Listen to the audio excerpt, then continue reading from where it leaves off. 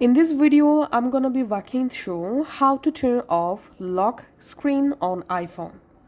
So while you can't completely remove the lock screen, it's a built-in iPhone security feature. You can disable the passcode or Face ID so that your phone unlocks instantly. Now I'll show you how to easily do that. First of all, you have to unlock your iPhone and then go to your settings. In settings, scroll down and tap on Face ID and passcode. Verify your current passcode in here to access the Face ID and passcode settings. In here, if you scroll down, here you will find these reset Face ID option. Just tap on that and your Face ID will be removed, as you can see.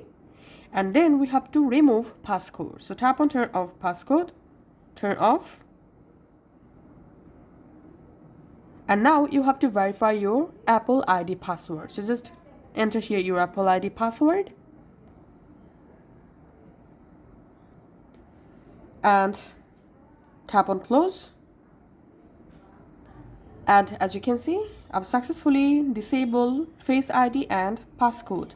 And now on, you can easily access your iPhone without lock screen. As you can see, just slide to the top on your lock screen to unlock your iPhone without passcode and Face ID.